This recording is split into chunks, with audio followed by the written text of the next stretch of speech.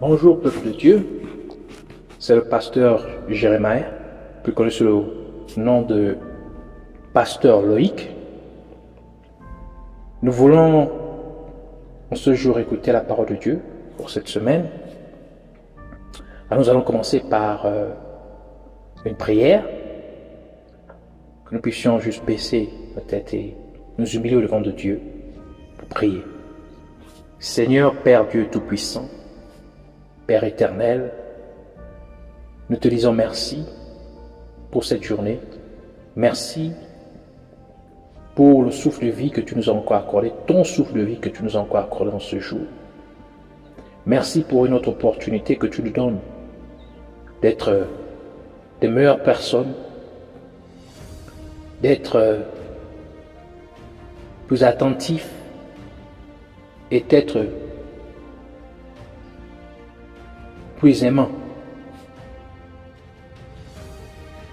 de marcher dans tes voies. Merci Seigneur pour ta grâce, pour ta faveur. Merci Seigneur pour ta protection divine. Merci Seigneur de nous guider, Seigneur, dans ce voyage, Seigneur, ici-bas sur terre, ce voyage de la foi. Nous venons, Seigneur, nous humilier au devant de toi, implorant ta miséricorde et ta compassion sur nos vies, sur toute l'humanité. Aie compassion de nous pour tout ce que nous avons pu faire qui ne t'a pas honoré, pardonne-nous. Lave-nous par l'eau de purification et sanctifie-nous, Seigneur, par ta parole et par ton sang, au nom de Jésus-Christ. Nous voulons écouter maintenant ta parole ce matin. Donne-nous notre pain quotidien. Puisses-tu, Seigneur, mon Dieu Père, ouvrir nos cœurs à ta parole, afin que ta parole soit gravée dans nos cœurs, de telle sorte que l'ennemi ne puisse pas venir, Seigneur, la dérober ni l'étouffer, au nom de Jésus-Christ, mais qu'elle puisse produire, Seigneur, l'effet escompté, Seigneur, que tu attends, Seigneur, d'elle, au nom de Jésus-Christ. Nous opposons, nous levons contre tout esprit maléfique, tous ceux qui s'opposent, Seigneur, à la vérité, à la connaissance de la vérité. Nous les lions, nous les chassons dans les abîmes de l'enfer une fois pour toutes, au nom de Jésus-Christ. Nous te donnons toute la gloire, l'honneur et la majesté, au nom de Jésus-Christ. Nous allons ainsi prier. Amen. Alors nous allons prendre notre message d'aujourd'hui dans le livre de Luc, chapitre 18, versets 7 à 8. Je lis la parole de Dieu au nom de Jésus-Christ. Dans Luc, chapitre 18, versets 7 à 8. Et Dieu ne fera-t-il pas justice à ses élus qui crient à lui jour et nuit, et tardera-t-il à leur égard? Je vous le dis, il leur fera promptement justice. Mais quand le Fils de l'homme viendra, trouvera-t-il la foi sur la terre? Alors nous allons prendre notre message ici du verset 8, la dernière partie du verset 8, cette question que Jésus-Christ pose. Mais quand le Fils de l'homme viendra, trouvera-t-il la foi sur la terre? Alors notre message s'intitule « Trouvera-t-il la foi sur la terre ?» Jésus-Christ, parlant de lui-même,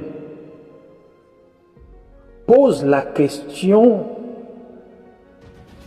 que lorsque le Fils de l'homme viendra, trouvera-t-il la foi sur la terre?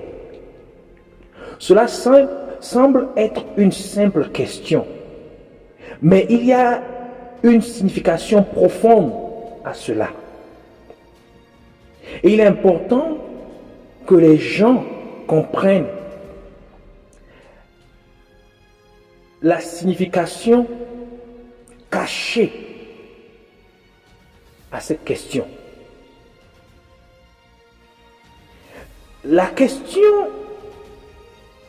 Cette question posée par Jésus est posée avec un soupir interne.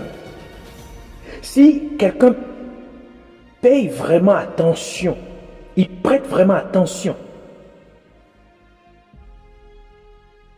il peut ressentir un grognement profond en Jésus-Christ lorsqu'il pose cette question.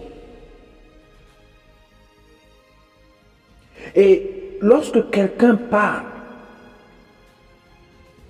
et il soupire intérieurement, cela implique qu'il y a quelque chose de profond au-delà de ce que la personne dit. Il y a quelque chose de plus profond au-delà des mots, des paroles que la personne exprime. Et à moins que nous puissions s'enquérir de la signification cachée de la question ou des paroles de cette personne, nous allons manquer le point que cette personne voudrait exprimer et est en train d'exprimer. Alors, il est important de nous poser la question: qu'est-ce que Jésus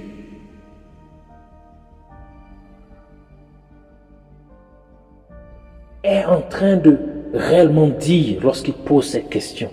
Qu'est-ce qu'il est en train de nous faire savoir? Alors, en ayant un regard plus proche,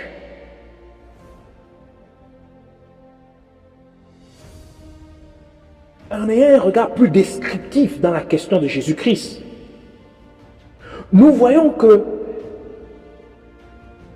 il y a des aspects à cette question qui parlent du temps. Parce qu'ici, il dit, lorsque le Fils, ou quand le Fils de l'homme viendra, référant à lui-même. Parce que, qui est le Fils de l'homme? Il parle de lui-même. Alors nous pouvons ici comprendre qu'il parle de sa venue, de son retour sur terre.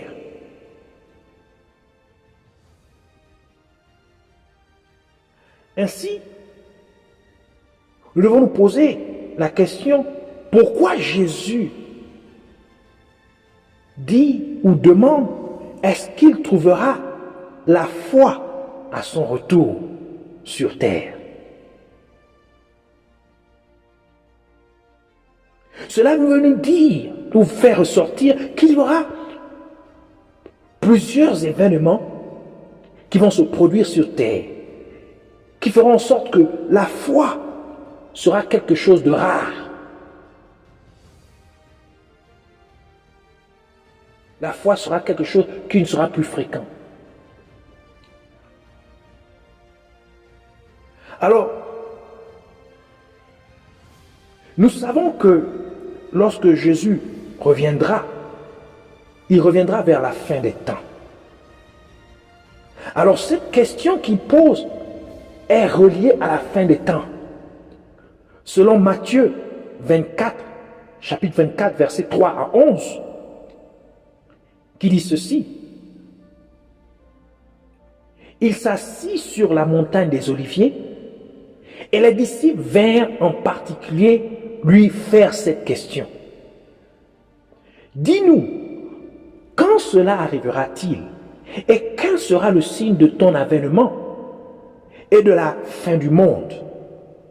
Jésus leur répondit: prenez garde que personne ne vous séduise, car plusieurs viendront sous mon nom, disant, c'est moi qui suis le Christ. Et ils séduiront beaucoup de gens.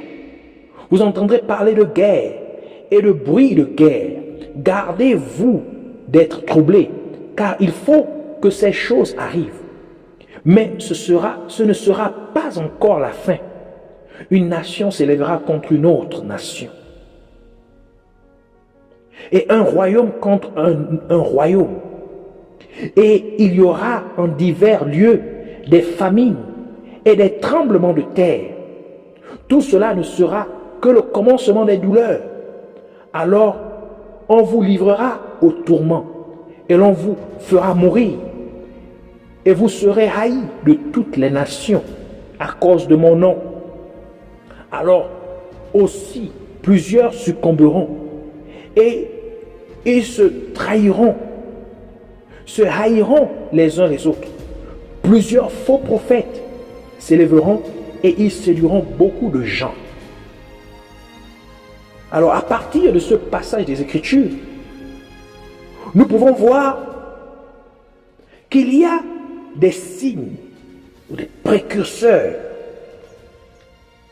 qui indiquent le retour de Jésus-Christ sur terre. Et tous ces signes que Jésus a mentionnés dans ce passage ne sont pas bons pour l'humanité. Et l'une des informations majeures que nous pouvons retenir dans Matthieu chapitre 24, si vous lisez tout le chapitre, c'est le fait que l'iniquité va s'accroître dans les derniers temps. Et comme conséquence, l'amour que les gens ont pour Dieu et pour les uns les autres va se refroidir, va s'amoindrir. Selon Matthieu chapitre 24, versets 12 à 13, qui dit ceci: et parce que l'iniquité sera accrue, la charité, l'amour, du plus grand nombre se refroidira. Mais celui qui persévérera, je vous en prie, jusqu'à la fin sera sauvé. Nous pouvons ainsi comprendre que lorsque Jésus-Christ pose la question s'il trouvera la foi sur la terre à son retour, cela implique les temps difficiles, les temps douloureux que les gens vont traverser avant son retour. Cela implique les temps périlleux que les gens vont traverser avant son retour. Alors la question que Jésus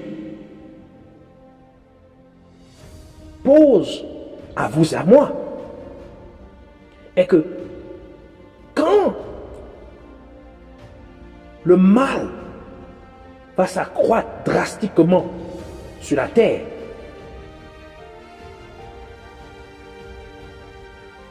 continuerons-nous toujours à croire en lui?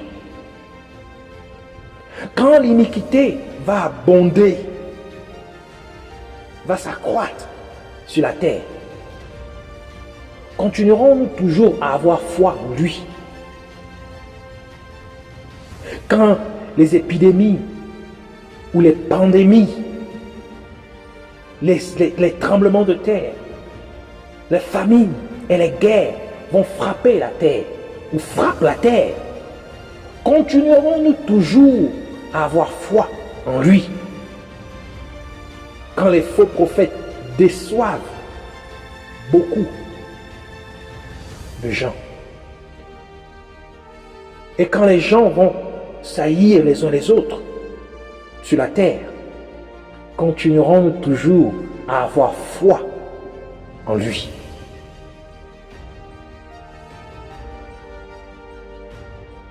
Nous savons aussi que sans la foi, c'est impossible de plaire à Dieu. Selon Hébreux chapitre 11, verset 6, qui dit ceci: or, sans la foi, il est impossible de lui être agréable, Car il faut que celui qui s'approche de Dieu croit que Dieu existe et qu'il est le rémunérateur de ceux qui le cherchent. Ainsi, une autre vérité cachée derrière la question de Jésus-Christ est que dans les derniers temps, les peuples, les gens vont arrêter de plaire à Dieu.